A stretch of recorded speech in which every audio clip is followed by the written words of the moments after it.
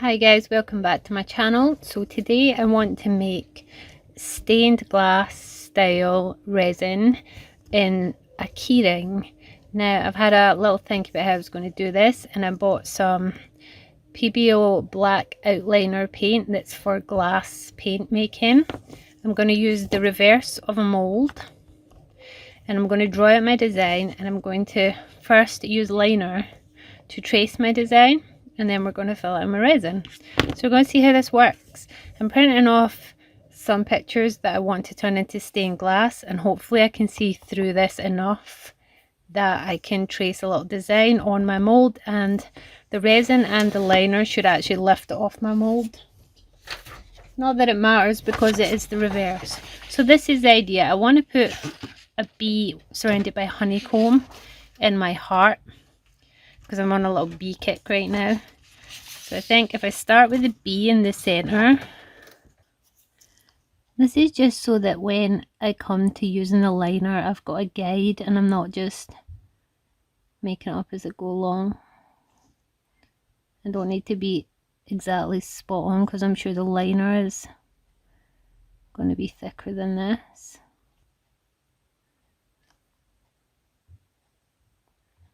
This is just a bit of a guide.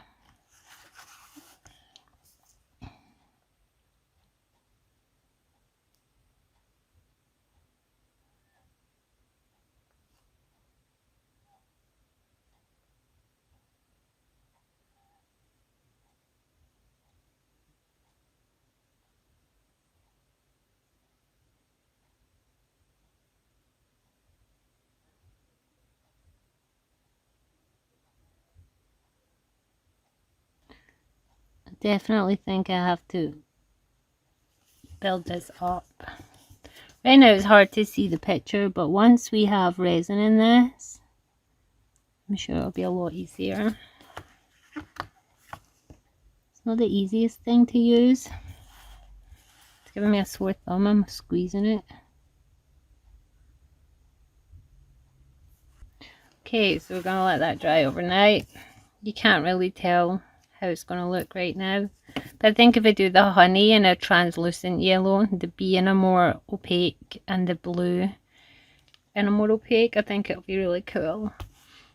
This ended up taking 3 layers, so it's looking kind of stodgy right now. And while I was doing this, it made me think that maybe if I did this with strips of polymer clay instead, it would probably look a lot neater. So I might do that in the next video with polymer clay, redo this whole thing. But for right now, I'm going to fill it in my resin. So for the translucent parts, I'm going to be using the Let's Resin alcohol ink. For the bits I want more opaque, I'm going to be using the J Diction mica powders. So I'm just going to mix a little at a time and just work from there. So for the wings, I want to make them a little bit sparkly. So I want a little bit white and a little bit glitter. I just want a really tiny bit of glitter.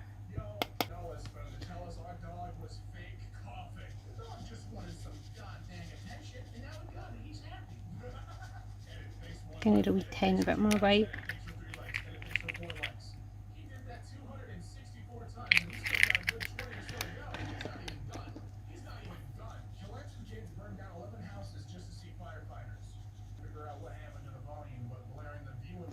So I'm hoping as I do this, the picture is going to become so much clearer. The bad thing about barrier cream is it leaves your skin slightly sticky, so everything sticks to you.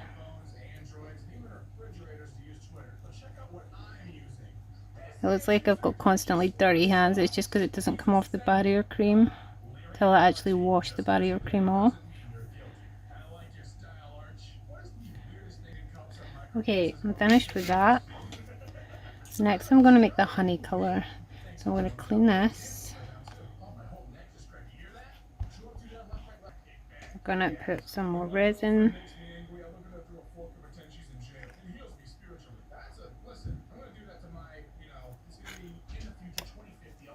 And for the honey color, we're going to use a little bit yellow first. Actually, this is a pretty good honey colour. I thought I might have had to add orange to it, but I think that's pretty spot on. It looks like honey to me. So yeah, I'm just going to be careful and fill my little honeys.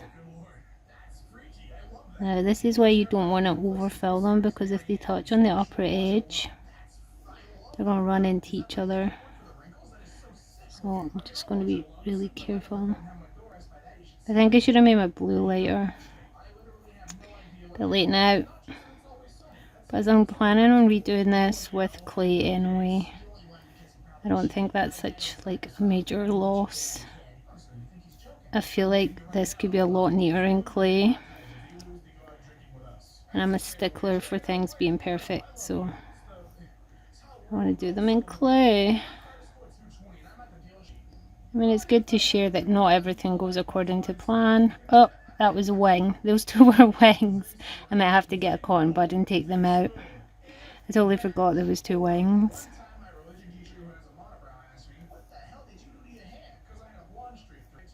I might take that blue out and put lighter blue. I just feel like it's way too dark.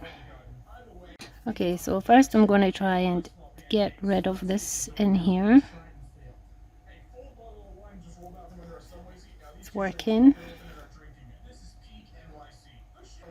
Okay, and I really do feel like I want to get rid of this blue.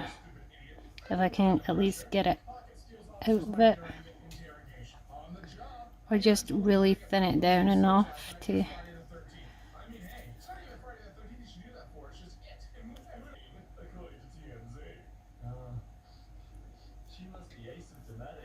So I took the blue back out. Right. Next, we have to make the little bit of wings, and then, oh, there's a hair right there. Then remake the sky color. So, slow, painful process.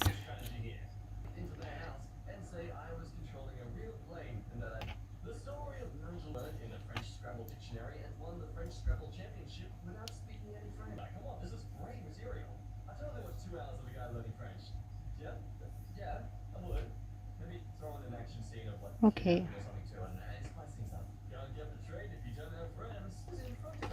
The tiniest amount of blue ever. Wow, that's a dark blue. It's going to be like a micro dot.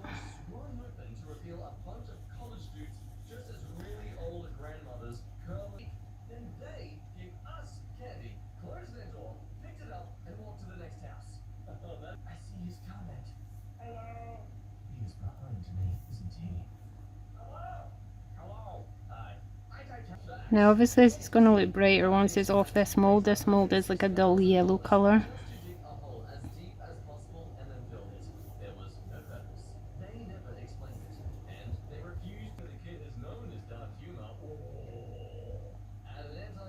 I do want, whoa, I do want quite a lot of the black in there because I don't want it to be that see-through. Oh, that's cool. It stinks, so alcohol inks have not got the best smell. But how cool does that look? That looks edible. Looks like silk glossy paint. This one black, which means this one's going black, and this one's going black. It's not coming out as clear as I wanted it to, but I'm just going to trust the process. Now we're into the yellow. Now for this yellow we're using mica powder because I don't want this to be transparent. Ooh, that's very golden, but I like it.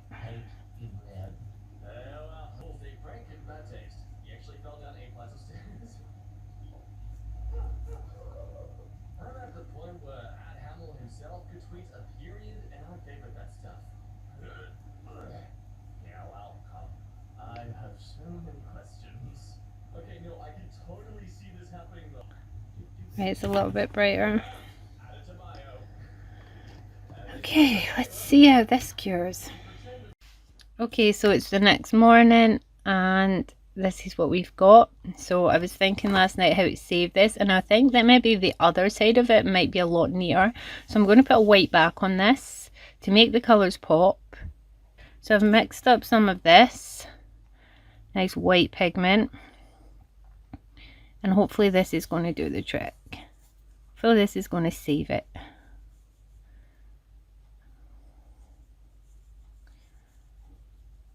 This should cover the stodginess of the black liner that's too thick at the back.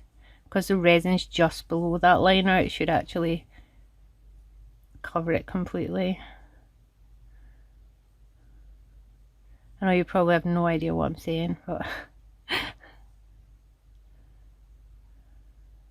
okay, so I'm using safety brooch backs at the moment, today even. Okay, so I'm going to try and aim for his head, which I think was there. I should have glued this down first, but it doesn't matter. I think his head was there. I just have to babysit that a little. And then we want to add enough resin to the back. Now this liner is not the most strongest stuff, so really when I glaze the front and back I want the bare minimal of the edge of it showing, because it continues to feel like rubber. It's like rubbery feeling, if that makes sense. Now we leave it for however long. We're going to take this off the mold.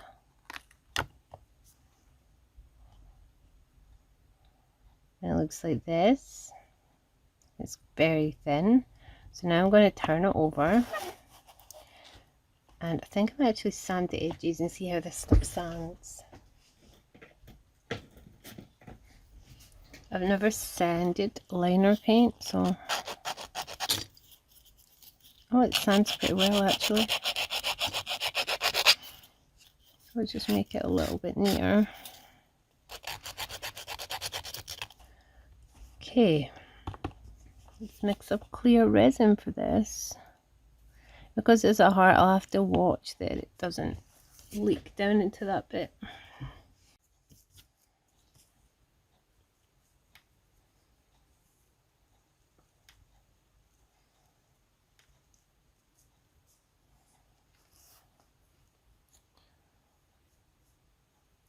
Oh, that's really making that glitter come out. Now, the downside to this not being made in a mold is it is going to be a really thin resin piece. So when I do my clay one, I might actually make it inside the mold instead of on top of the mold.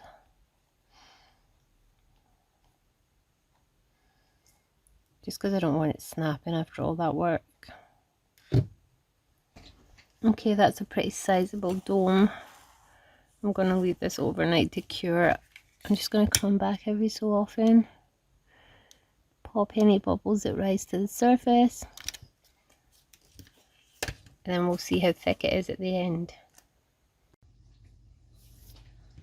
So it's all cured and this is how it ended up looking. It's not the worst, but I don't like it that much. So in my next video I think I'm going to try different techniques of putting my own images in resin that look like they're part of the resin, kind of like this does. I'm not impressed with this one though, but it didn't turn out too bad. I mean, it's still usable. I could probably salvage it. I could probably paint on top of this resin, but I just put it down to being a style choice. And that's for this one for today. I'll see you in the next video.